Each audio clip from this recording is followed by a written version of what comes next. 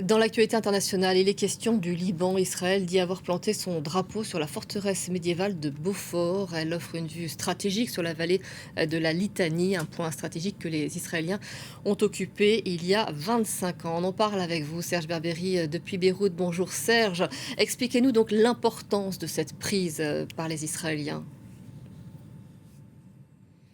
Eh bien, vous savez, cette forteresse médiévale est perchée à plus de 700 mètres d'altitude sur un éperon rocheux qui domine toute la vallée du Litanie, vous l'avez bien mentionné.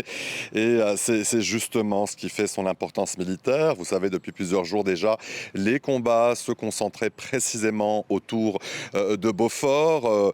Contrôler Beaufort, eh bien, cela permet d'observer une très vaste partie du Casa de Nabatillé, aussi les axes qui remontent vers le nord, et aussi plusieurs secteur, vous savez, où l'armée israélienne mène ces dernières semaines des opérations.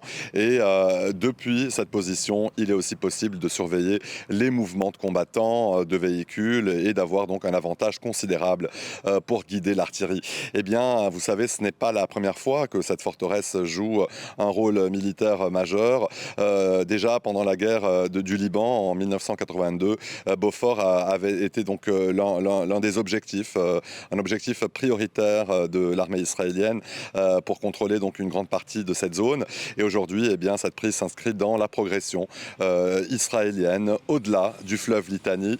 Et cette prise aussi permet à Israël de consolider sa présence dans un secteur clé du Casa de Nabatillé, alors que vous savez, la ville même de Nabatillé semble désormais être au centre du viseur de l'armée israélienne.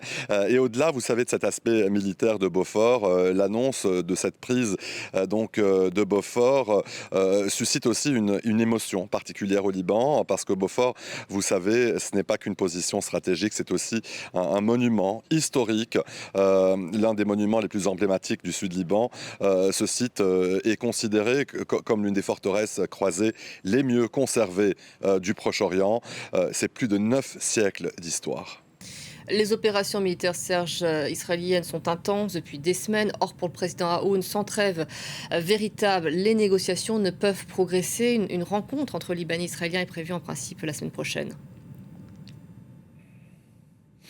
Absolument, et cette rencontre a été précédée par une rencontre militaire, donc des discussions militaires au Pentagone cette semaine. La position du Liban aujourd'hui, vous savez, est très claire. Le président Aoun estime qu'il sera très difficile d'obtenir des avancées dans les négociations avec Israël tant qu'il n'existe pas un véritable cessez-le-feu sur le terrain. C'est le message d'ailleurs que le président a transmis il y a quelques jours à Marco Rubio, le secrétaire d'État américain. Vous savez, pour Beyrouth, la priorité reste un arrêt complet des combats et aussi un retrait israélien du sud Liban. Et ensuite, donc, la reprise des discussions dans un climat qui serait moins marqué par la pression militaire. Vous savez, le Liban affirme aussi vouloir poursuivre le déploiement de son armée et le renforcement de l'autorité de l'État sur l'ensemble du territoire libanais, y compris au sud Liban. Mais pour Beyrouth, tout progrès reste difficile tant que les bombardements se poursuivent. Et justement, c'est ce qui se passe aujourd'hui sur le terrain. C'est le principal blocage de ces négociations. La situation donc, qui se complique sur le terrain, l'armée israélienne qui a appelé aujourd'hui l'ensemble des habitants situés au sud du fleuve Zahrani à évacuer vers le nord. Et cette fois, ce n'est plus un village, ce n'est pas plusieurs localités, c'est toute une zone. Ça représente plus de 1200 km², donc entre le fleuve Zahrani et la frontière libano-israélienne. Et c'est aussi des milliers d'habitants qui doivent fuir encore et encore. Je vous remercie beaucoup, Serge, d'avoir fait ce point pour nous. Merci à vous.